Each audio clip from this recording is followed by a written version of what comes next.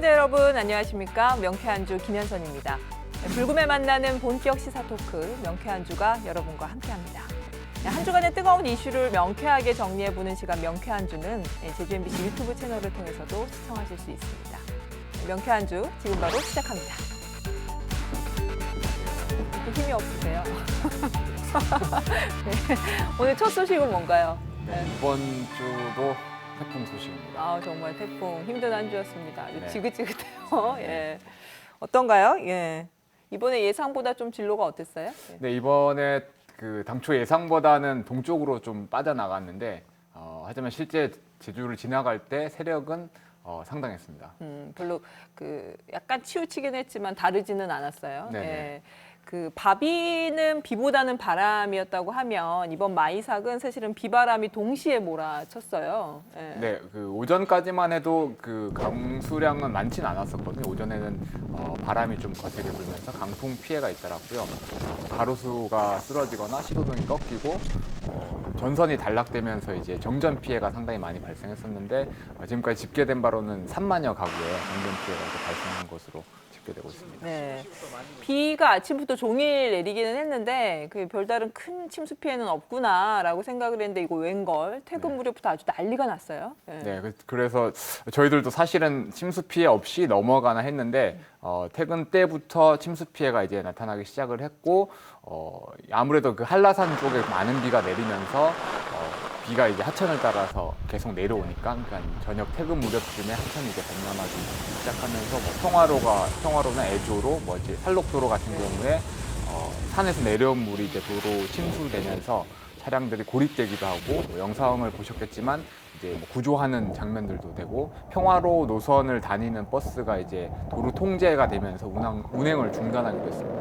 도로에 물이 차면서 이제 버스도 못 다니는 상황이 네. 된 거잖아요. 제주에서는 굉장히 드문 일이긴 한데 이게 태풍이 근접하는 시간대, 만조 시간대랑 겹치면서 사실은 이제 뭐 하천이 범람할까 걱정도 되고 그랬던 것 같아요. 네, 아까 말씀드렸지만 어쨌든 산간에는 엄청 많은 비가 내렸거든요. 한라산 지금 남벽 같은 경우에는 1000mm가 넘었고 그다음에 산천단에도 거의 400mm 가까운 비가 내렸고 제주시에도 사실 180mm가 넘는 비가 내렸거든요. 이 정도면은 더군다나 단기간에 많이 내렸기 때문에 또 산에 내린 물이 이제 계속 내려오기 시작하면서 만조 시간과 겹치면서 하천 수위가 자연스럽게 올라가고 그러다 보니까 침수 피해가 계속 일어났습니다. 네. 실제 만조 시간대 삼도동 일대가 침수가 돼서 주민들이 대피하기도 했고요. 월대천은 하류가 범람을 했어요. 그래서 주민 대피령까지 내려졌더라고요. 네, 월대천이 한 6시 정도인데요. 네. 제주 북부 지역에는 이제 오후 늦게부터 많은 비가 내리기 시작하면서 월대천 범람이 시작되면서 이제 주민들 대피령이 내렸고요. 경찰하고 소방당국도 대규모 병력이 현장에 출동을 해서 통제를 하고 하천 인근에 있는 주민들 같은 경우는 뭐 10여 가구 이상 주민 90여 명이 마을 회관으로 피신하기도 했더라고요. 네, 거기가 지대가 낮다 보니까 네. 더 그런 것 같은데 현장에 갔던 기자들 얘기 들었는데 막 이렇게 물폭탄 소리에 그다음 범람하는 소리에 이렇게 굉음들이 들리고 굉장히 위험천만한 상황이었다고 들었어요. 월대천 범람이 이번이 처음은 아니라면서요. 예. 네, 월대천은 뭐 가보신 분은 아시겠지만 사실은 거의 그 하류에 위치해 있고 바다와 거의 맞닿아 있다 보니까 네. 특히 만조 시간이 되면 물이 이제 빠져나가지 못하고 오히려 막혀버리니까 그쪽이 하천으로 넘어버리는 경우들이 집중호우 때나 태풍 때 발생하고 있어서 이제 상습 재해지구로 지금 꼽히고 있는 대표적인 곳 중에 하나입니다. 예. 한천도 위험 수위 직전까지 갔다고 들었어요. 예. 네, 남수각 쪽이 보통 1m 수위가 1m 이내로 오게 네. 교각까지 1m 이내로 오게 되면 사실 위험 수위 경보가 네. 발령되는데 60cm까지 올라왔다고 하더라고요. 다행히 이제 그때쯤에는 이제 태풍이 이제 지나가고 밑줄기가 좀 가늘어지는 상황이어서 실제로 범람하지는 않았었는데 여기 한천이나 남수각 쪽이 좀 사람들이 많이 긴장하는 이유가 2007년 태풍 나리 때 네. 정확하게 만조 시간대 집중 호우가 쏟아지면서 남수각이 범람했거든요. 그쪽은 일대 상가들이 되게 밀집돼 있고 또 구도심이다 보니까 배수 시설이 사실 잘 안 돼 있습니다. 그래서 그 당시만 해도 뭐 범람으로 차량들이 떠내려가고 상가들이 큰 피해를 또 인명 피해까지 발생했기 때문에 주변에 있는 상인들은 사실 밤에 태풍이 지나갔음에도 불구하고 남수박 수위가 올라가면서 잠을 잘 못 잤죠. 네, 저희도 굉장히 긴장했거든요. 그래서 수위 계속 체크하고 막 그랬는데 다행히 이제 뭐 저류지들 수문들을 다 개방을 하면서 네. 조금 수위가 여유 있어져가지고 마음을 놨었어요. 예, 김자 그런데 10호 태풍도 발생을 했더라고요. 네, 지금 거의 주 단위로 발생을 하는 네. 것 같은데요. 지금 기상청 예보로는 제10호 태풍 하이선인데 그 규슈 지방을 지나서 한반도로 이제 올라오는 진로가 지금까지 예측되고 있는데 사실은 제주는 좀 비껴갈 수도 있는 상황이거든요. 현재 그 네. 예보대로라면. 근데 어쨌든 제주가 길목에 있고 지나가기 때문에 제주에서도 비 피해나 강풍 피해가 좀 우려되는 상황인데 아직은 좀 초반이기 때문에 네. 지금 예보대로라면 일요일 뭐 밤 늦게부터 월요일 새벽 사이에 제주를 지나갈 걸로 예보가 됐었거든요. 그래서 네. 근데 초기여서 좀 예. 좀 더 지켜봐야 될 것 같습니다. 진로는 유동적이긴 한데 아무튼 태풍의 영향으로 제주에는 비가 많이 내릴 수 있을 것으로 보이긴 하더라고요. 네. 예. 근데 그 요즘 보면 그 태풍이 굉장히 자주 또 강하게 이런 강한 태풍들이 영향을 주잖아요. 네. 어떤 이유 때문인가요? 지구 온난화하고도 좀 약간 연관이 있는데요. 태풍이 특히 이제 9월 달이나 8월 말부터는 해수면이 제주 연안이나 동중국 해수면이 많이 떨어지기 때문에 태풍이 그 열대 지역에서 발생을 해서 동중국해로 진입을 하면서 수온이 낮아져서 세력이 상당히 약해지거든요. 네. 근데 올해 같은 경우는 유난히 동중국해하고 제주 연안 수온이 높았어요. 그러다 보니까 태풍이 북상하면서 세력을 계속 유지하거나 오히려 바비때 같은 경우처럼 키우는. 세력을 더 키우다 보니까 제주도나 우리나라 이제 북상했을 때 역대급 태풍 정도의 세력을 유지하게 되는 것 같아요. 그 뭐 현장에 계속 계셨기 때문에 기자들도 굉장히 고생을 했지만 요즘은 그 시청자분들이 직접 찍으신 영상을 많이 보내주세요. 그게 네. 또 그 태풍의 현장을 굉장히 생생하게 전달하는데 큰 도움이 되더라고요. 많이 접수가 됐죠. 네, 저희도 이제 제보 영상들을 방송을 통해서 많이 보여드렸는데 뭐 집채만한 파도가 밀려온다거나 아니면 전선주가 끊겨서 불꽃이 있는 장면들, 조립식 건물들이 막 그 강풍에 날아오는 장면들, 여러 가지 장면들이 이제 실시간으로 그 다양한 시청자분들이 뭐 촬영을 하시거나 아니면 차량 블랙박스를 통해서 찍어서 저희한테 보내주고 있는데 저희들은 아무래도 그 피해 상황을 확인하고 현장으로 도착하는 시간이라던가 여러 가지 그 문제들이 있는 반면 시청자들은 현장에서 가장 극적인 장면들을 목격을 하고 촬영을 하다 보니까 이 생생한 그림이 이제 전달이 될 수 있어서 저희들 보도하는데 그리고 사실 이런 그림을 보여주는 의미가 이만큼 세력이 강하니까 조심하라는 조심해라. 일종의 경고 차원이 있거든요. 네. 그래서 그런 부분에서 상당히 큰 도움이 되고 있죠. 예. 저희 취재할 때도 굉장히 도움이 돼요. 그 네. 영상 보내주시면 아 저쪽에 피해가 심하구나라고 그죠. 해서 네. 저희가 긴급하게 갈 수도 있고 해서 굉장히 많이 도움이 됩니다. 다음에도 시청자 여러분들의 많은 제보 영상 부탁드리면서 네. 다음 소식은 뭔가요? 예. 네, 다음 소식은 지난주에 이어 다시 코로나 소식입니다. 아 정말 코로나 얘기 안 하고 싶은데 네. 온천발, 게스트하우스발 감염자들이 계속 늘면서 참 걱정이 많아요. 예. 특히 이제 말씀하셨다시피 이제 게스트하우스하고 온천발이 심각한데요. 게스트하우스 같은 경우는 그 업주가 수도권을 다녀온 이후에 불법 파티를 했었고 파티 당시에는 또 마스크를 또 착용하지 않았어요. 그러다 보니까 파티에 참석했던 직원 그리고 투숙객 뭐 나중에는 외교관까지 이제 네. 그 감염된 걸로 확인되면서 외교부 사실 직원이요? 외교부 직원이 이제 감염된 걸로 이제 확인이 되면서 제주발 감염이 이제 전국적으로 오히려 확산되는 게 아닌가 이런 우려까지 있었고요. 온천발도 마찬가지로 수도권 용인 세빛교에서 설교를 하고 이제 돌아오신 29번 목사하고 부부가 이제 네. 삼방산 탄산 온천을 간 걸로 확인이 되면서 지금 계속 환자가 계속 나오고 있거든요. 그러다 보니까 두 개의 집단이 제주 지역에서는 집단 감염을 일으키는 약간 발원지로 지금 네. 지목되고 있는 네. 상황입니다. 근데 사실 더 큰 걱정은 그 감염 경로가 불분명한 확진자들이 있다는 점이에요. 예. 네, 우선 먼저 게스트하우스를 살펴보면요.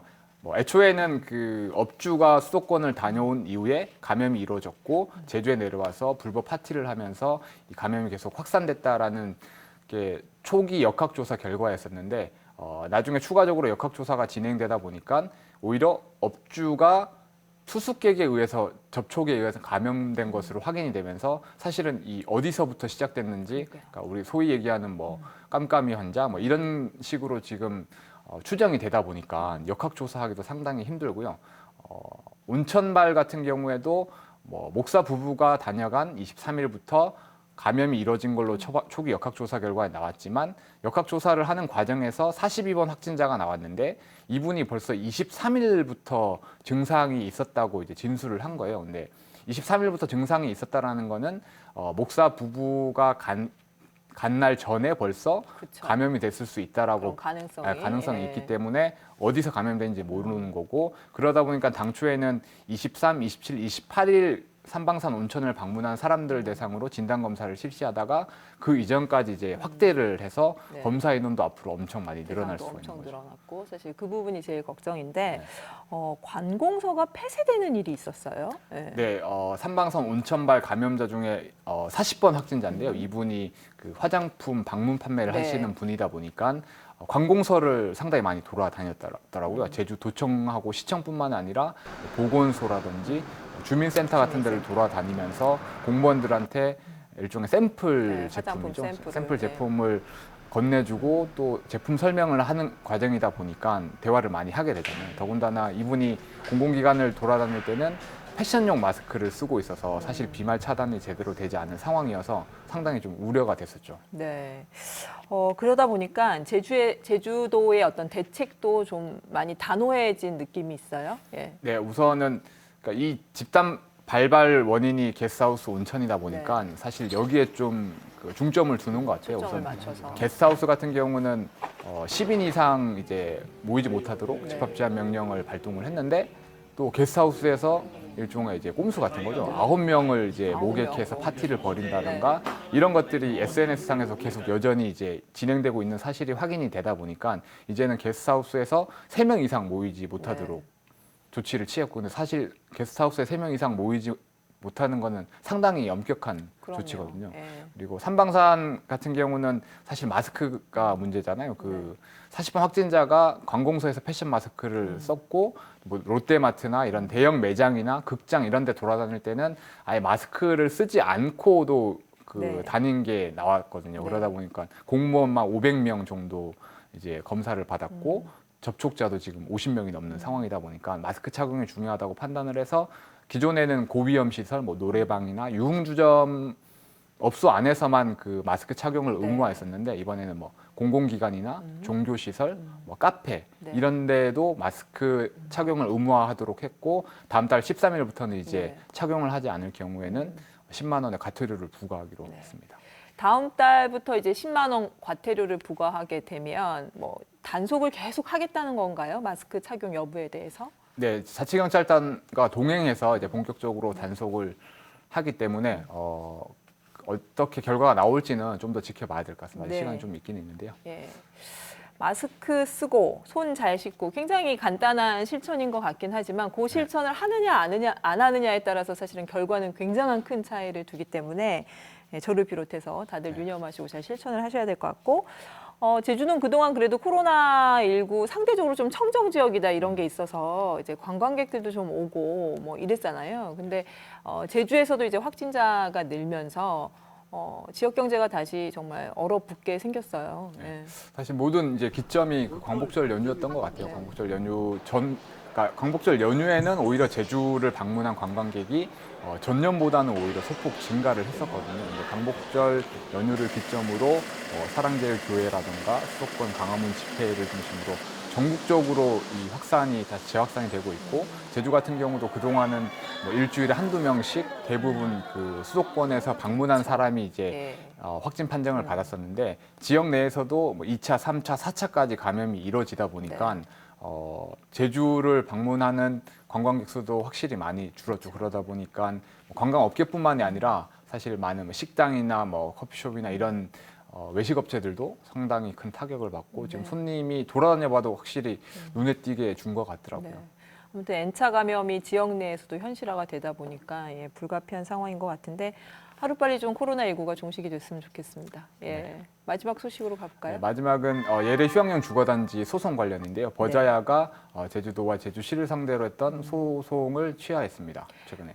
법원의 그 강제 조정에 대한 후속 조치인 거죠? 네, 이게 예. 좀 복잡한 문제인데요. 사실은 JDC가 버자야를 통해서 예래 휴양용 주거단지 사업을 추진하는 과정에서 뭐 토지 수용에 대한 어떤 그 문제 제기가 있었고 2015년 법원이 JDC가 토지 수용을 한 부분하고 그다음에 제주도와 서귀포시가 행정 절차를 내준 부분이 인허가 부분이 무효라는 판결을 내렸어요. 나왔죠. 예. 그래서 바로 버자야가 JDC를 상대로 손해배상 청구 소송을 했었고 3,500원? 3,500원 네. 손해소송 청구를 했었고 그 이어 인허가를 준 제주도와 제주시에도 이제 손해배상 청구 소송을 네. 했었거든요. 근데 법원의 강제 조정에 의해서 JDC하고 버자야가 이제 합의를 했고 그리고 JDC가 1,250억 원을 네. 강제 이행금으로 납부를 한 상태에서 네. 버자야가 이제 그러면 제주도하고 서귀포시 소송도 이제 취하를 하게 된 네. 겁니다.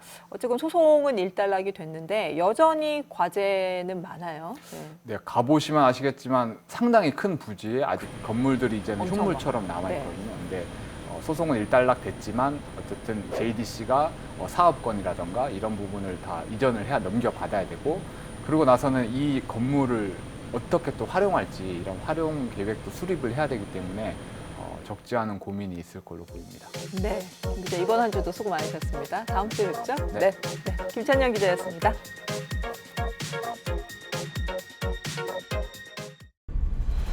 원희룡 지사가 고영권 정무부지사와 김상엽 제주연구원장을 공식 임명했습니다.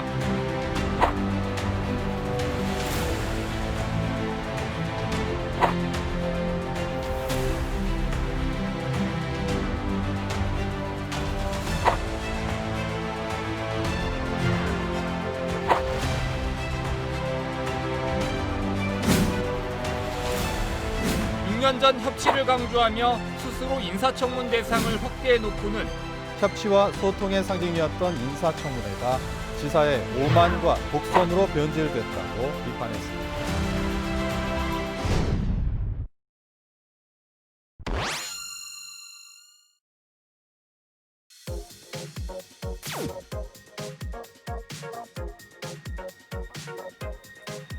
네, 한 주간의 뜨거운 이슈를 놓고 벌이는 패널들의 용호상박 이슈 토크 시간입니다. 안녕하세요. 네, 안녕하세요. 네. 안녕하세요. 태풍에는 뭐 별 피해 없이 잘 지내셨나요? 무탈했습니다. 예. 몸으로 막았습니다. 잘하셨습니다. 예. 이번 주는 그 인사청문회와 관련된 이야기를 좀 해볼까 해요. 예. 지난주에 이제 그 청문회 고영권 정무부지사 그리고 김상엽 제주연구원장 그 청문회 논란들이 있었고 결국은 이제 지사가 임명을 강행을 했어요. 먼저 이제 좀 하나씩 얘기를 해봤으면 좋겠는데요. 일단 이번 그 청문회의 어떤 결과 사실상 이제 뭐 둘 다 이제 미흡 판정, 부적격 판정 사실상은 그런데 예, 그 결과에 대해서 뭔가 평가를 먼저 해볼까요? 예. 먼저 하시죠. 저 먼저.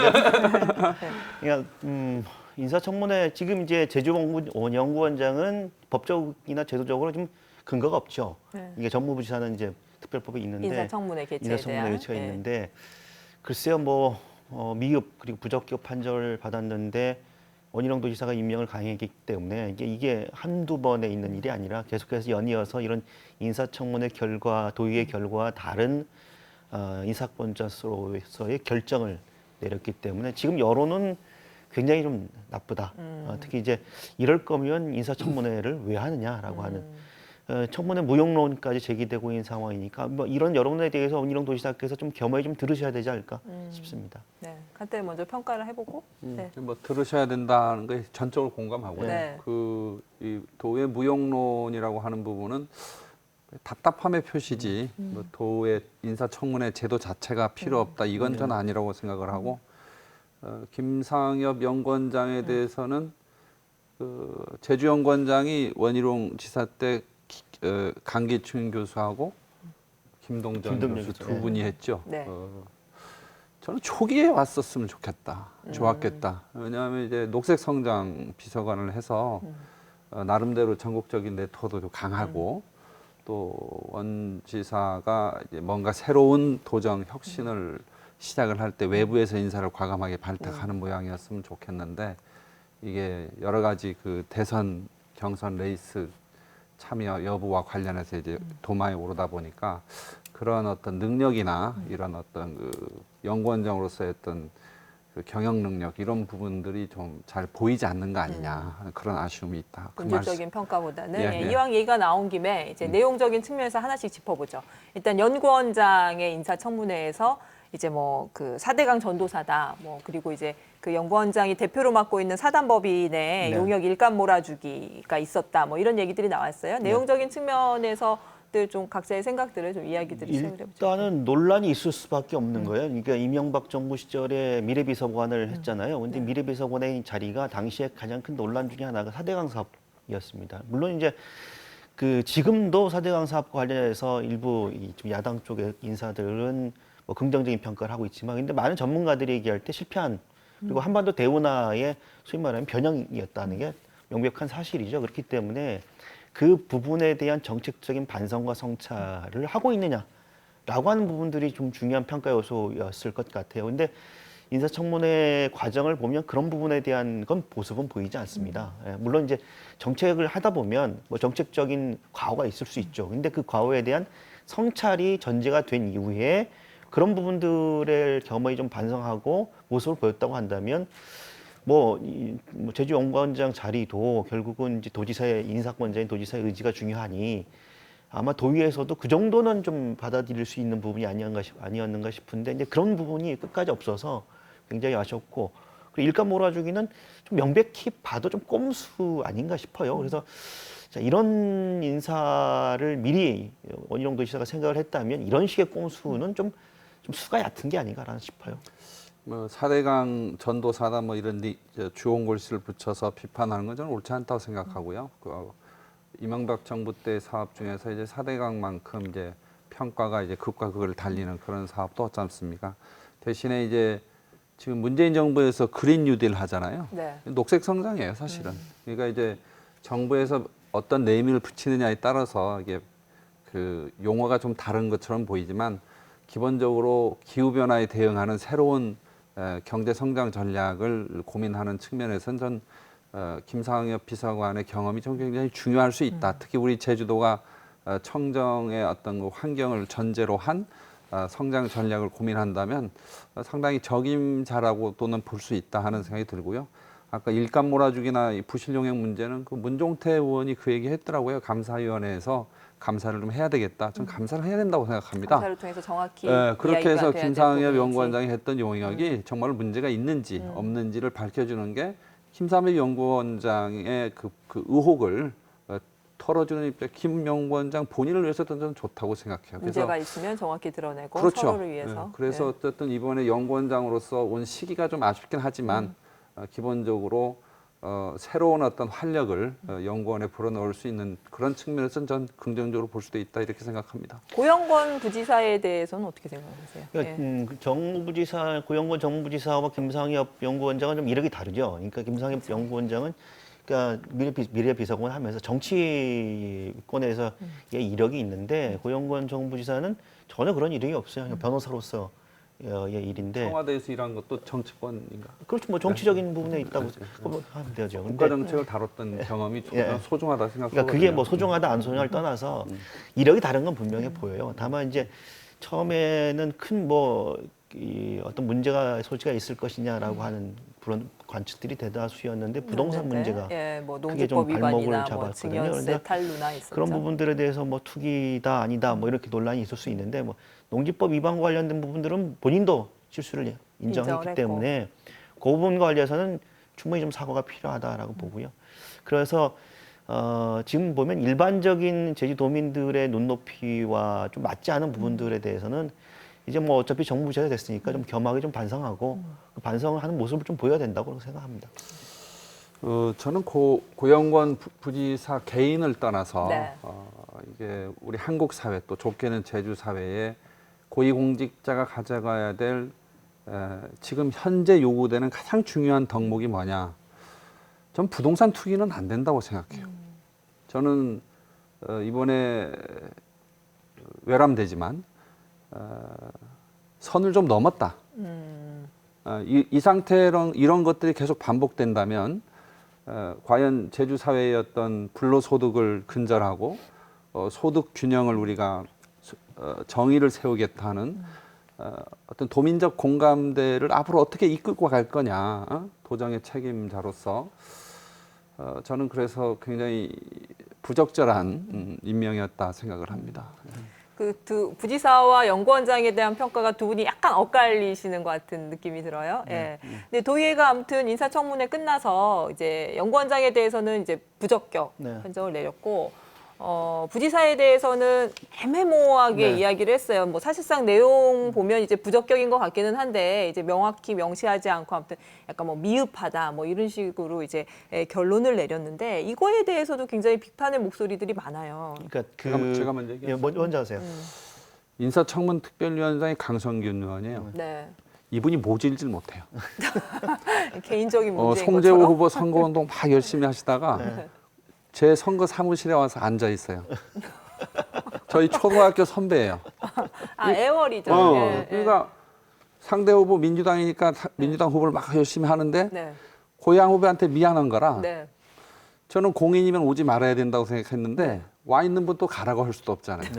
인사청문 특별위원장으로서 어떤 그런 성격이란 드러난 게 아니냐. 또 하나는 좌남수장이 한경이에요. 네. 그렇죠. 고향 당 후배예요. 네. 저 그런 것들이 그냥 적격 부적격을 표시하지 못한 걸로 나타나고 좀 보는데 공과사를 구분하지 못했다는 공과 건가요? 사를 정확하게 하지 못한 부분에 대해서는 전 상당히 적절하지 못했다. 전 그렇게 생각합니다. 그러니까 부동산 투기를 용납해서는 제주도의 고위 공직, 또 도정의 투명성 이런 것들을 전 갖고 가기가 어렵지 않느냐. 전 그렇게 봅니다. 위원장 선출부터 잘못됐다는 얘기로 들리고. 저 강성균 위원장 캐릭터 그러니까 이해는 하는데 네. 그래도 좀 공적인 부분에서는 좀 눈 감고 할 건 해야죠. 그러니까 저도 똑같은데 전지적 도의회 시점으로 보면 이해 네. 못할 부분이 없어요. 왜냐하면 그 한 7시간까지 아주 격렬한 토론을 벌였다는 거 아닙니까? 그래서 그쵸. 부적격을 해야 된다, 그 적격이다. 끝나고 나서도 보고서까지 네, 거의 자정까지 얘기를 했어요. 네, 그래서 네. 그 내부 사정, 내부의 그 움직임에 대해서 뭐 저도 뭐 여러 경로를 들은 바가 있습니다. 뭐 경론을 벌였다는 얘기도 있고 여러 가지 이제 자구를 어떻게 하느냐에 가지고 논쟁을 벌였다는 얘기들이 있는데 다만 이제 도의회로서는 부담스러웠을 측면이 있습니다. 왜냐하면 제주연구원장은 이제 인사청문회 대상이 아니지만 법적으로 정무부지사는 법적인 대상이잖아요. 그쵸. 그러니까 그런 부분에 대한 판단을 했을 것 같다라는 생각이 들어요. 근데 이제 중요한 건 뭐냐면 그런 것들은 이제 정무적인 판단이잖아요.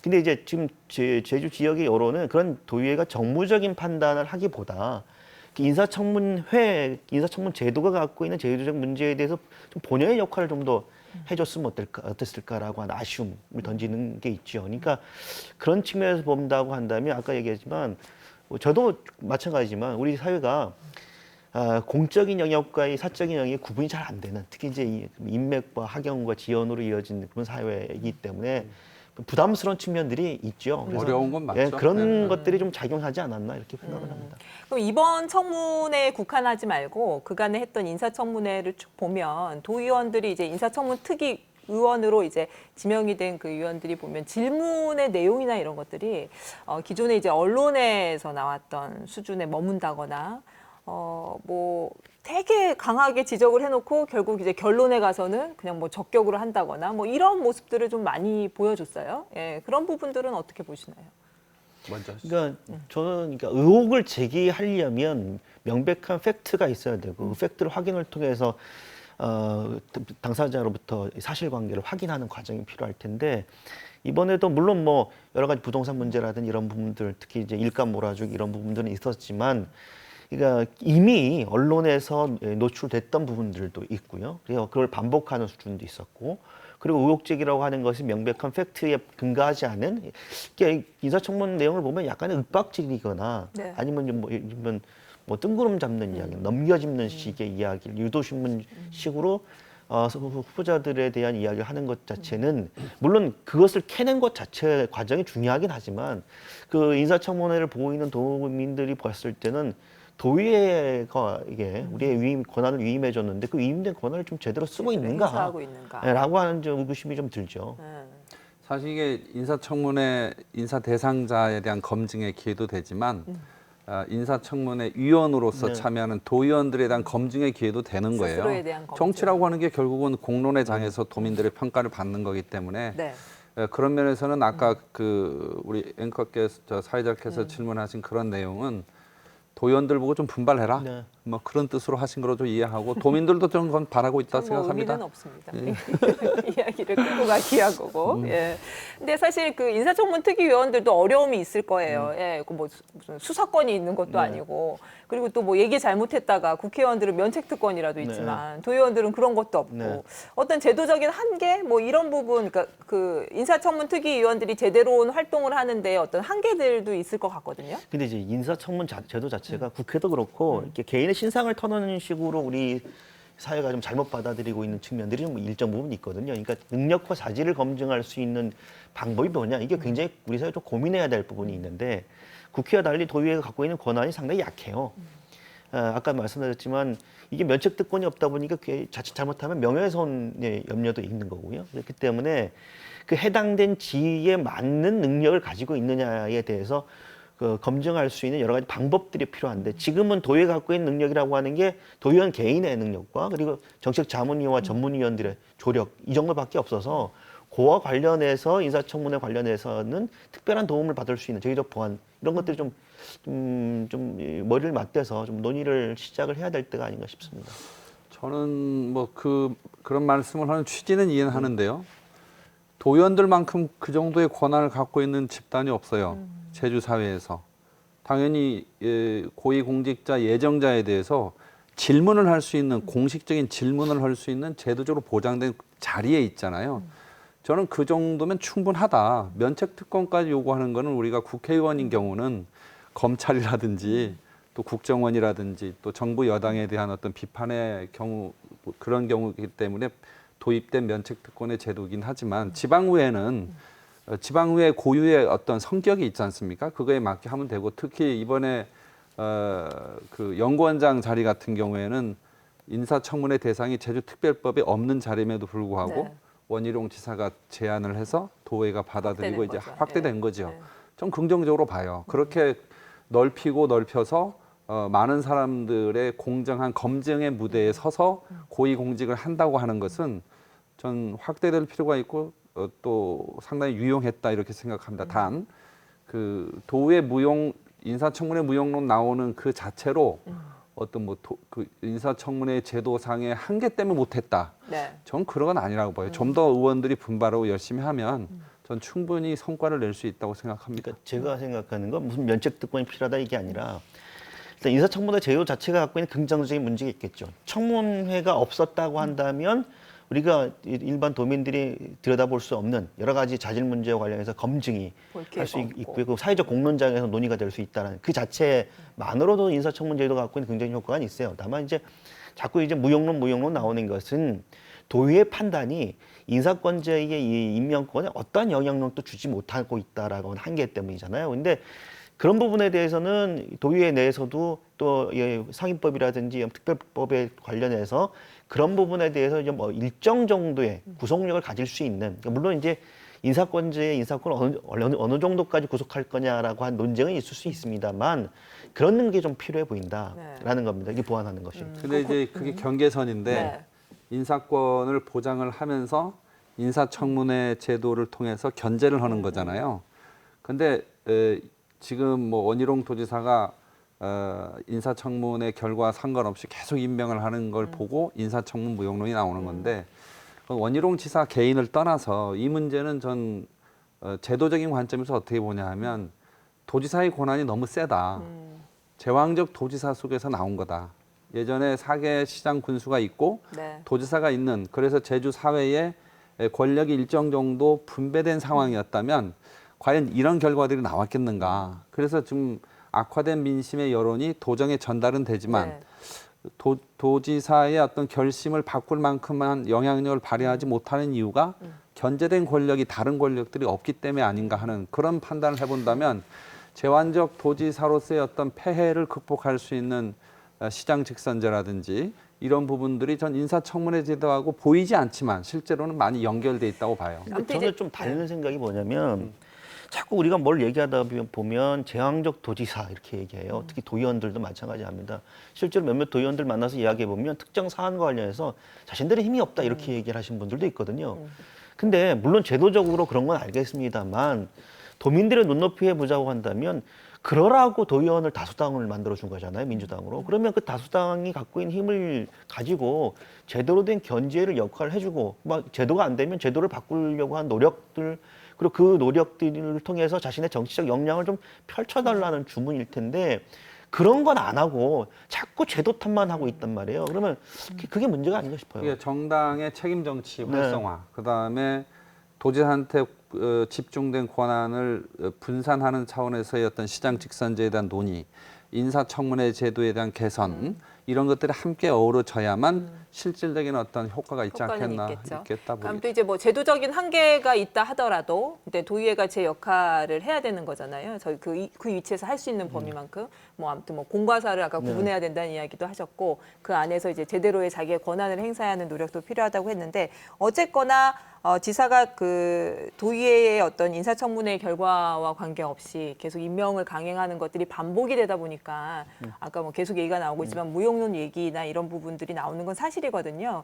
지사가 이런 식으로 계속 그 임명을 강행하고 하면서 이제 청문회를 사실은 무력화시킨다고 해야 될까요? 이런 부분에 대해서들은 어떻게 평가를 하시는지 좀 얘기를 이어가 보죠. 예. 뭐 원희룡 도지사 인사 스타일인 것 같아요. 그러니까 왜냐하면 도의회에 나와서 하는 얘기 중에 이제 그 굉장히 유명하게 회자됐던 이게 정치적 동지라는 말이 많이 회자됐는데 그러니까 그 행간의 의미를 보면 자기랑 뜻을 같이 하고 함께 일해본 사람들. 그래서 자기가 신뢰를 줄 수 있는 사람이라고 한다면 무한 신뢰를 주는 그런 인사 스타일인 것 같아요. 그래서 같이 일을 해봤고 믿을 수 있는 사람이다라는 판단을 하는 것 같아요. 그러니까 그거는 제2도의회든 여론이 어떤 부정적 여론에도 불구하고 그리고 도의회 판단에도 불구하고 본인의 판단에 전적으로 믿는 스타일이라고 하는 것.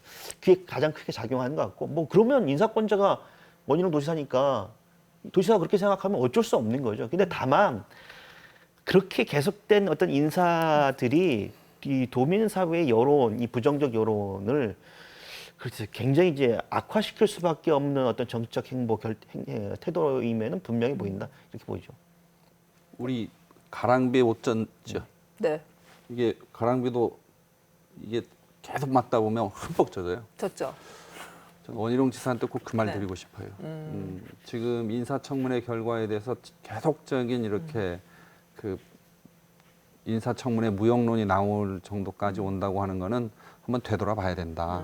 그리고 예를 들면 원희룡 도정에서 제가 제일 개혁적으로 잘했던 그 과제 중에 하나가 농지 관리 강화 정책이었다고 네. 전 보거든요. 네. 2015년에 원희룡 의지를 지사가 갖고 아주 뭐 했죠. 의지를 갖고 네. 계속 푸시를 했던 거예요. 그 농지 관리 강화 지침을 정면으로 위배한 사람을 부지사에 임명을 하면 앞으로 농지 관리 강화 방침을 어떻게 할 거예요. 그러니까 도정이 하고 있는 핵심 정책과 비전에 부합한 사람, 그러면서도 민심에 어긋나지 않는 사람. 저는 그런 쪽에 정말로 귀를 기울여야 된다고 생각합니다. 그러지 않으면 옷 흠뻑 젖습니다. 그러니까 저는 원지사는 능력이 있다라고 판단했을 거 아니에요. 김상희 연구원장이나 고영면 정무부지사나. 그러니까 그렇게 판단했다고 한다면 여러 가지 논란이 있으면 본인이 직접 그런 어떤 여러 논란에도 불구하고 임명을 강행하는 이유에 대해서 좀 설명을 허심탄회하게 해야 좀 설명을 해줬으면 좋겠어요. 그게 지금 뭐 김상희 연구원장이나 고영건 정무부지사도 뭐 나름대로 본인의 분야에서 여러 가지 일을 했기 때문에 이 정도 위치에까지 왔잖아요. 그러니까 그 본인이 임명한 사람들에게도 그것이 좀 하나의 도리라고 봐요. 그러니까 그런 어떤 설명과 해명이 없이 임명을 했기 때문에 더 문제가 아닌가. 그러니까 문제는 원희룡 도지사가 문제의 원인을 제공했는데 그것을 해결할 사람이 결국 도지사잖아요. 근데 그렇게 나서 전면에 드러나지 않기 때문에 결국 이런저런 이야기들이 나올 수밖에 없는 게 아닌가 싶어요. 그 원희룡 지사가 고위공직자들을 임명하는 과정에 인사청문회를 보면서 네. 주변에 정말로 지사를 위하고 좀 뭔가 강직한 그런 어떤 그 직원들 그런 분들이 없는 거 대상자 아닌가? 중에는 없는 거 아닌가. 혹시 기억하세요? 2010년에, 네. 2011년인가? 이문교 제주연구원 네. 원장 네. 하셨던 분이 제주 감사위원장으로 위촉됐다가 지명됐다가 열흘 만에 자진 사퇴했어요. 그게 여러 가지 여론이 악화되다 보니까 도정에 부담이 되고 또 도지사직 인수위원장직을 했다는 그 자체가 감사위원장직에 적합하지 않다는 여론을 열흘 정도 이게 들으시고 수용해서 스스로. 자진 사퇴를 네, 했어요. 네. 그래서 도정의 짐을 덜어줬어요. 그런데 그런 분이 한 분도 안 보여요. 저는 그 부분이 안타깝고 원희룡 지사 개인적으로는 굉장히 불행하다. 그 말씀 꼭 하고 싶습니다. 아무튼 민선 6기부터 해서 이제 도의회에서 부적격을 내렸거나 아니면 뭐 미흡 판정을 했거나 뭐 이런 약간 부정적인 결론을 내린 인사를 임명 강행한 게 한 5번 정도 되는 것 같더라고요. 네, 근데 원지사가 김태엽 그 서귀포시 시장 인사청문회 끝나서 임명하고 나서 이 인사청문회 제도에 대해서 발언을 한 게 있어요. 그거를 저희가 준비를 해봤는데요. VCR 잠깐 보시고 가시죠. 예. 지내고 이제 또 새롭게 시작하는 마당에서 큰 틀에서 우리 도정의 방향.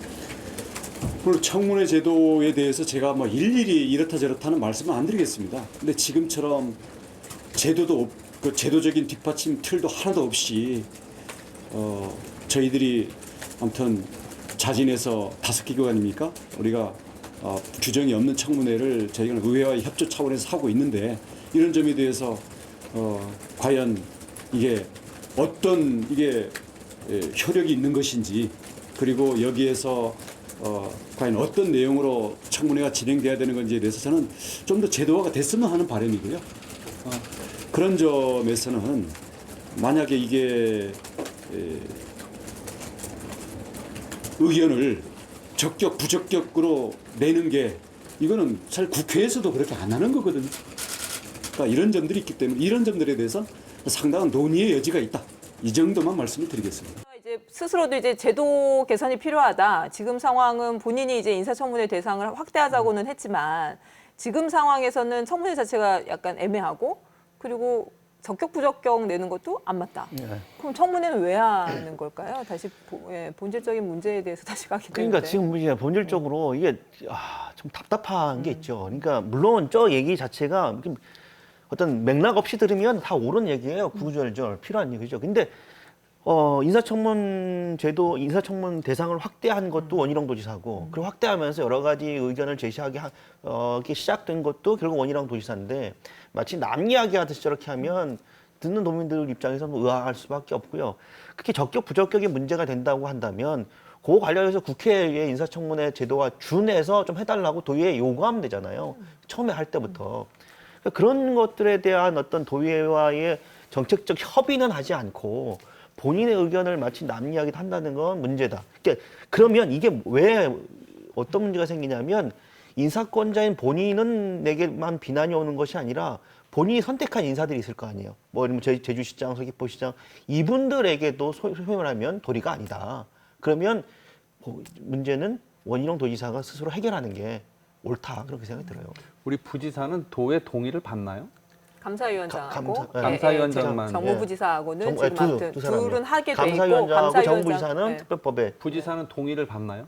아니죠. 감사위원장만 동의를 받습니다. 그러니까 청문 대상자는 법에 의한 거는 부지사와 감사위원장이고 네. 감사위원장은 동의를 받아야죠. 네, 그렇게 예, 돼 그렇죠. 있죠. 국회도 대법원장이나 헌법재판소장이나 이런 분들은 동의를 받는 거고 국무위원은 청문회를 하고 적격 보고서만 내서 보고서를 대통령- 채택하고 보고서 채택만 하는 거죠. 저는 그 이상의 대안은 없다고 봐요. 예를 들면 제주도에서 감사위원장의 위치는 워낙 중요하기 때문에 도의회 동의 절차를 밟도록 해서 표결에 붙이는 거고요.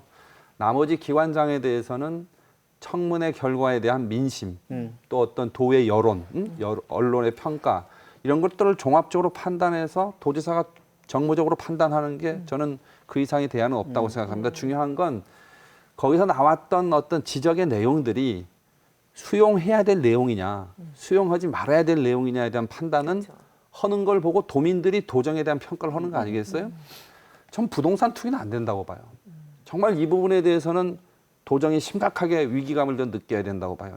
부동산 투기를 했던 공식적으로 또 인정한 당사자를 계속. 부지사를 만약에 임명을 해버리면 예. 앞으로 어떤 공직에 있어서 이 기준을 상당히 적용해. 여러 번 지금 예. 반복해서 그 얘기를 전 계속 너무나 하시는데. 이 부분에 대해서는 네. 어떻게 양보할 수 없는 선을 넘어버린 네. 게 아닌가 하는 그러니까 그런 걱정을 합니다. 그 적격 부적격 이런 걸 떠나서 물론 지금 제도 안에서 적격 부적격을 하는 것 자체가 뭐 문제가 있다 뭐 다 이렇게 볼 수는 있는데 그러면 청문회에서 어떤 문제가 불거졌을 때 지사가 이 사람을 내가 지명을 했다 하더라도 이거를 수용하느냐의 문제인데 사실은 그런 적이 없어 보이기 때문에 지금 뭐 무용론 얘기까지 나오는 거 아닐까요? 그러니까 예. 정무적 판단에 대한 책임성을 묻는 거죠. 결국은. 근데 뭐 정무적 판단은 도지사의 판단, 개인적인 판단이기 때문에 도지사가 그런 판단을 나는 수용하지 않겠다라고 하면 뭐 제도적으로 물리적으로 방법이 없어요.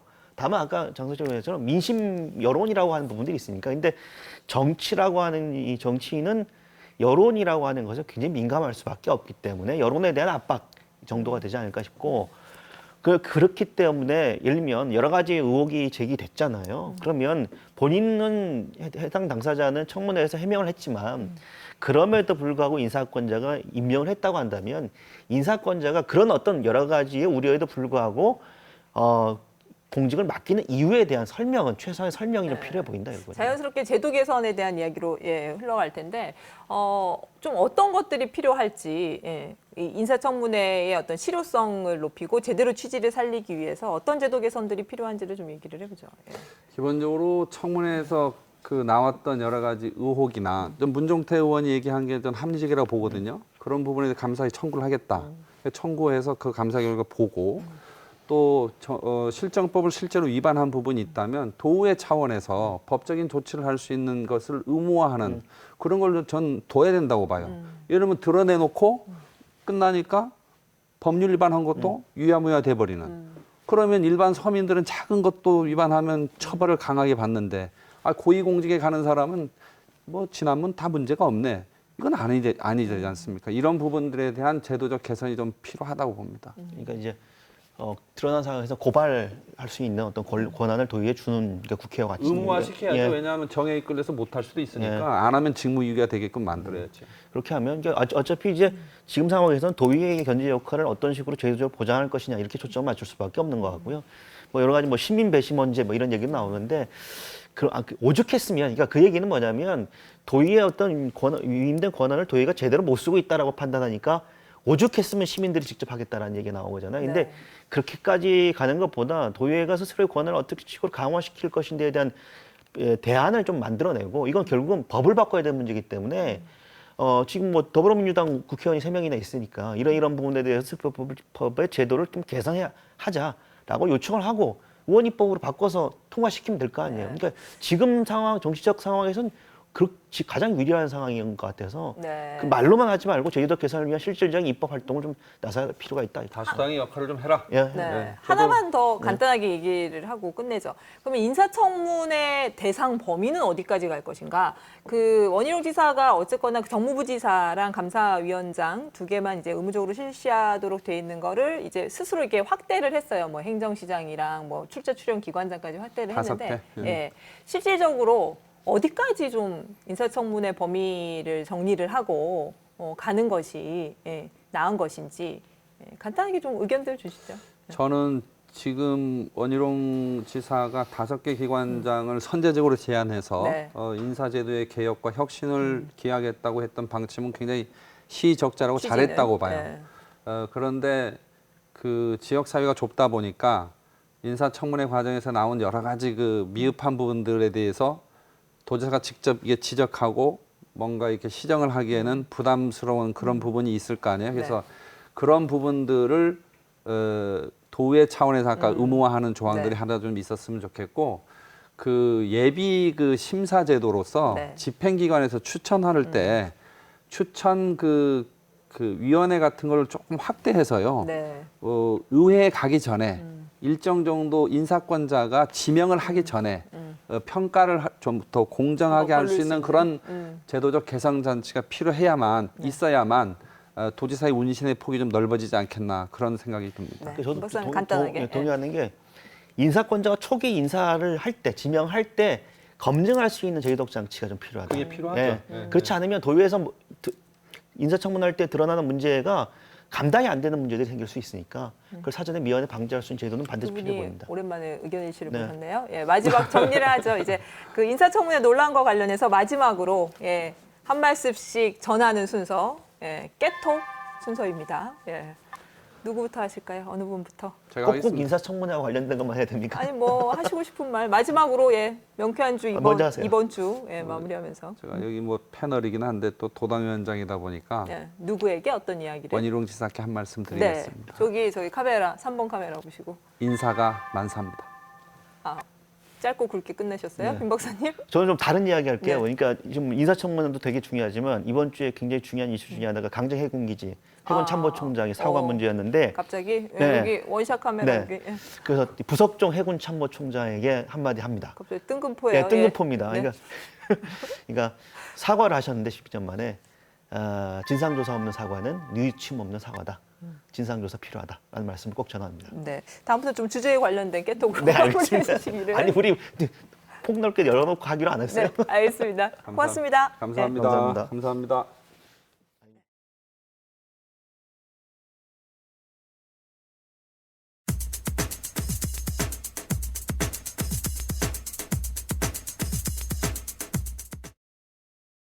대표님 저기 38층짜리 초고층 드림타워가 이제 완전히 실체를 드러냈는데 그간에 이제 드림타워에 대한 문제점도 계속 지적을 하시고 뭐 반대 활동도 좀 해오셨잖아요. 네. 그런 입장에서 이제 딱 실체를 보시니까 좀 어떤 느낌이 드세요? 네, 저희가 2014년도에 우금민 도지사 때 그때 승인이 났죠. 네. 그때 지역에 있는 단체들이 전부 다 네. 한 목소리로 이렇게 시민들이 많이 살고 있는 거주 지역 한복판에다가 초대형 카지노가 포함된 그 고층 건물을 짓는다는 거는 시민에 대한 폭거다. 그런 취지로 반대를 했었죠. 네. 근데 그 당시 시민들도 이런 규모는 상상을 못했을 그래요. 것 같습니다. 그러니까 말로만 네. 들었을 때랑 그렇죠. 실제 네. 딱 예, 나타났을 때랑 네. 차이가 좀 있는 것 같고요. 네, 그 실제적인 피해도 와닿고 최근에 빌딩풍 문제라든지 네. 빛반사 문제라든지 이런 것들이 직접적으로 와 닿으면서 그때는 설마 했던 것이 현실로 다가오는 거죠. 저희들도 실제로 이게 여러 가지를 모니터링 하다 보니까 정말 이게 예상했던 것보다 훨씬 더 심각한 문제가 네. 있구나. 그런 것들을 새삼 느끼게 됩니다. 그 빌딩풍 이야기가 나와서 그런데 이번에 태풍 때 이제 이쪽 근처에 계속 머무셨더라고요. 네. 제 SNS를 봤는데 네. 이제 뭐 좀 이렇게 그런 게 체감이 되던가요? 예, 이 시속 30km 정도 이상의 바람이 불면은 네. 항상 나와서 체크를 해보는데요. 보통 주변에 30km 정도의 바람이 불면 네. 항상 2배 내지는 3배. 더 강하게. 예. 네. 특히나 저 드림타워 뒤쪽 네네. 부분에서 강하게 잡히고, 그래서 뒤쪽에 같은 경우는 가로수 같은 게 거의 많이 이게 바람이 조금만 불면 넘어지는 그런 상황이거든요. 나무들도 큰 나무들인데 그런 상황이고, 요번 같은 경우는 뭐 예상했던 것보다 네. 태풍이 세진 네, 않았잖아요. 맞아요. 제주시 쪽은 특히. 예. 세진 않았는데 한 30km 이상만 되면 간판이 날아간다든지 나무가 쓰러진다든지 풍속이 그 정도만 예고되면 저희들은 30km 이상인 경우가 상당히 많거든요. 네. 한 달에 한 번 정도는 분명히 있는데, 그래서 저기 같은 경우는 그런 문제들이 매우 심각하겠다. 그리고 이 소음인데 이상한 그 고음, 네, 맞아요. 네. 그 얘기들 하시더라고요. 예. 말할 때. 30km 이상만 되면 이상한 고음이 네. 나면서 이번에 어떤 주변에 사는 시민 한 분이 핸드폰으로 이렇게 소리를 녹음하고 있더라고요. 근데 그런 상황들, 그래서 밤에 이렇게 잠을 못 자고 있고, 주변에 가까이는 아닌데 아마 저쯤에 보이는 저 아파트쯤에는 빛이 한 4시에서 6시 정도에는 이 벽면에 부딪혀가지고 반사가 되면서 네. 그 온도도 올라가고 눈이 부셔가지고 집 안에서 뭐 네. TV 시청이나 이런 것도 하기 어려운 그런 상황들의 피해를 말씀하시는 분들도 꽤 되시고요. 네. 그래서 그런 상황들이 실제로 이제 많이 발생하고 있는 그런 상황입니다. 예. 관련된 얘기를 조금 안에 들어가서 예, 좀 계속 이어가 보죠. 네.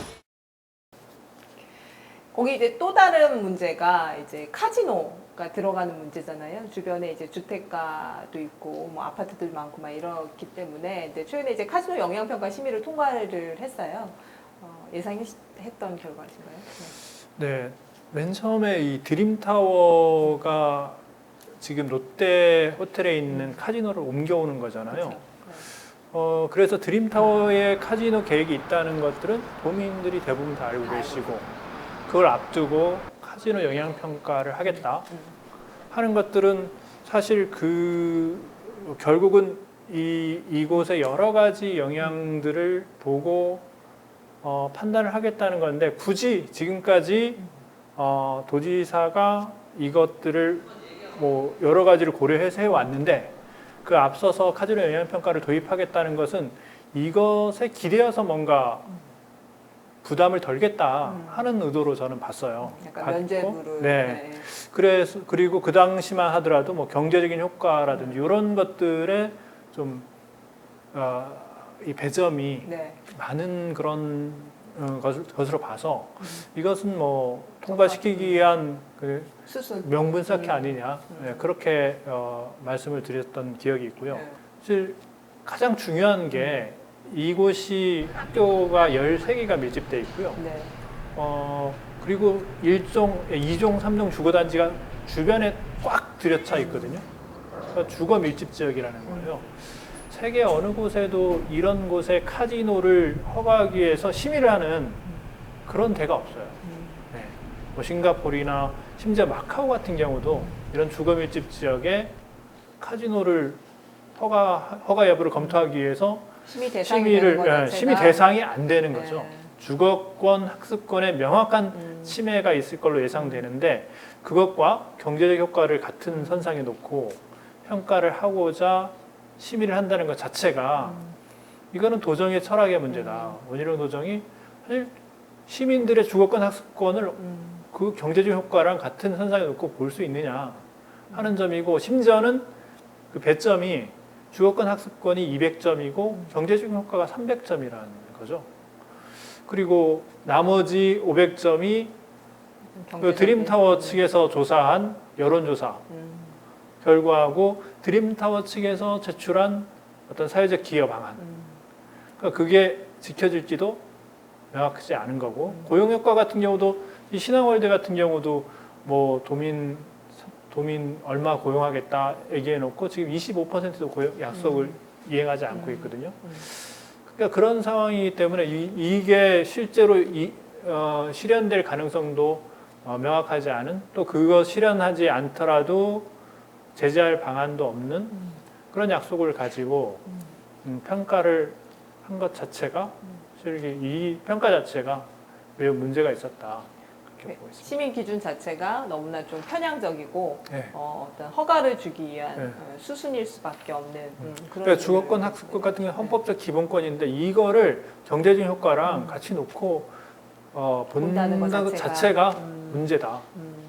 그렇다고 하면 카지노 영향평가 이제 심의가 끝났고 이제 뭐 도의회 의견 수렴이나 이런 절차들이 남아 있기는 하지만 어쨌거나 최종 승인은 도지사가 해야 되는 거거든요. 네, 그렇죠. 그러면 당연히 지사가 최종 결정은 뭐 허가를 할 걸로 보시는 거네요. 네, 뭐 저는 거의 허가를 할 걸로 이렇게 보고 있고요. 이미 뭐 제주도에 카지노가 8개가 있었고 그 중에 하나가 좀 커지는 건데 이건 뭐 그렇게 문제가 되냐 하는 건데 사실 지금 있던 소규모 카지노들 같은 경우는 호텔의 부대 시설입니다. 네. 그러니까 호텔에 묵다가 심심하면 가서 게임을 하고 이제 그 정도인데 대규모 이 초대형 카지노 같은 경우는 도박을 하기 위해서 오는 거예요. 그렇죠. 도박을 하다가 좀 쉬는 개념으로 여기 카지노 호텔들도 같이 있는데 그런 개념이고 그렇기 때문에 도박을 위해서 전재산을 탕진하고 그로 인해서 벌어지는 여러 가지 사회적인 부정적인 영향 또 도박을 위해서 돈을 빌리는 일명 꽁짓돈 이런 게 있잖아요. 이런 게 있으면은 그것을 둘러싸고 뭐 폭력 조직이나 이런 게 들어서고 우리 강원랜드라든지 이런 데를 보더라도 뭐 강원랜드 같은 경우는 지금 전재산 탕진하고 그 주변에서 노숙하고 있는 사람들이 9,000명이라고 해요. 그런 상황인데 이런 그러니까 예전에 소규모 카지노랑 지금의 초대형 카지노는 목적 자체가 다른 거죠. 우리 국제자유도시 종합계획의 가장 핵심적인 계획으로 이 랜드마크적 복합 리조트를 만들겠다 하는데 그 복합 리조트 안에는 반드시 카지노가 있어야 됩니다. 있어야 되는데 그 이유는 투자 자본들이 카지노에서 단기간에 이익을 많이 뽑을 수 있기 네, 때문에 그렇죠. 카지노를 허가를 안 주면은 네. 접근을 하지 않아요. 그리고 복합 리조트라는 것 자체가 그 카지노를 약간 포장해가지고 미화하기 위한 그런 수단에 지나지 않는다. 저는 그렇게 보고 있는데 그럼 결국은 이 카지노를 위한 그런 계획인데 이것이 도심 한복판에 주거지역 한복판에 벌어지고 있다. 시청자 여러분들께서는 저희가 이제 얘기 나누는 걸 보면서 사실은 드림타워 건물은 이미 들어섰고 네. 이제 카지노도 당초부터 이전될 거가 사실은 기정사실처럼 이야기가 됐던 거기 때문에 뭐 지금에 와서 뭔가 뭐 그 드림타워 건물로 인한 뭐 빚공의 문제라든지 아까 뭐 빌딩품 문제라든지 그다음에 뭐 카지노에 대한 문제라든지 얘기하는 것 자체가 얼마만큼의 의미가 있을까라고 네. 조금 의아하게 생각하시는 분들도 계실 것 같아요. 네. 예. 어떤 차원에서 지금 시점에서도 계속 문제 제기를 하시고 하고 계신 건지. 예. 사실 우리가 이게 평가를 해야 되잖아요. 이게 이런 국제자유도시 종합계획에 의해서 탄생한 복합 리조트가 카지노를 품고 있는 복합 리조트가 우리 시민들한테 어떤 그 삶의 질에 영향을 미치는가 이런 것들을 분석을 하고 이럴 때 목소리를 내야 결국 이런 문제를 품은 건물이 다시 들어서지는 않겠다. 도민들은 국제자유도시 개발을 하면서 저런 드림타워 같은 개발을 하면서 정말 도민들한테 이게 혜택으로 돌아오고 있는가 그런 상황들에 대해서 평가를 해보자는 거죠. 네. 해보고 저 건물이 이후에 정말 도민을 위해서 쓰여질 수 있다면 그 방향으로 썼으면 좋겠다. 예. 그런 부분에서 최대한 어떤 시민들이 네. 저걸 가지고 왜 시민들이 고통을 감내를 해야 되느냐 이런 부분에 대해서 좀 이번에 평가를 하고 다시 되풀이하지 않고 최대한 개선할 수 있는 네. 예, 그런 방안을 찾는 게 목표입니다. 그 개발 사업에 대한 목소리들을 꾸준하게 내고 계시잖아요. 근데 네. 최근에 이제 그런 각종 대규모 개발 사업들의 어떤 폐해 부작용을 막기 위해서 사실은 개발 사업 그 승인 단계에서 여러 가지 심의들을 받지 않습니까? 네. 대표적인 게 환경 영향 평가나 이런 것들인데 최근에 그러한 것들이 이제 부실하다. 너무 미흡하게 됐다. 엉터리다. 이런 것 얘기들이 굉장히 많이 나와요. 네. 근본적인 문제가 어디에 있다고 보시나요?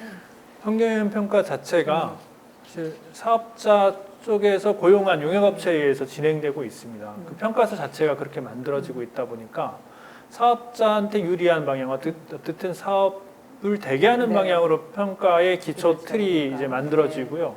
그렇게 되면 일단 심의위원들은 그거에 근거해서 볼 수밖에 없는 거예요. 이번 카지노 영향 평가도 사실 드림타워 측에서 자료를 만든 거거든요. 사업자가. 예, 사업자가. 그렇게 보면은 이게 공정한 평가라든지 객관적이고 투명한 평가가 될 수 없죠. 그래서 일단 평가의 방법도 그 평가 기관 자체가 그럼 뭐 예를 들어서 사업자는 공탁금을 내고 그 제주도에서 어떤 그 업체를 용역업체를 선정해가지고 네. 객관적으로 공정하게 용역을 준다든지 하여튼 그 방법이 선행돼야 되고 두 번째는 이런 환경영향 평가 자체가 딱 그 사업 지역 내의 영향만 보고 있다는 거죠. 네.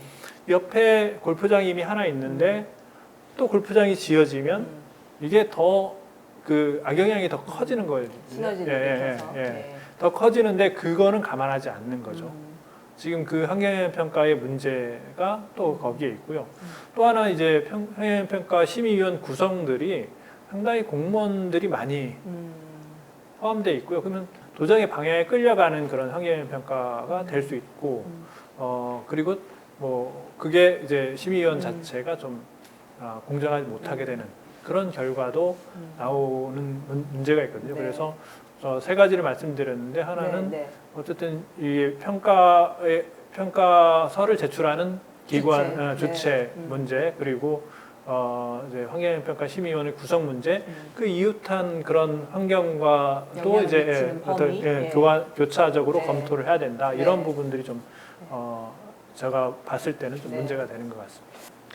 최근에 한 10년 사이, 10년 사이 제주의 모습이 굉장히 많이 달라졌어요. 어떤 이유가 가장 크다고 보시나요? 일단은 뭐 지금 제주도가 이 인구도 늘고 관광객도 는 게 가장 큰 이유이고 문제라고 보는데, 그거에 맞춰서 어떤 관광객들을 이렇게 수용할 수 있는 뭐 여러 가지 인프라들을 만들고, 반면에 이 시민들을 위한 기초 인프라들은 상대적으로. 늘어나지 않고, 네.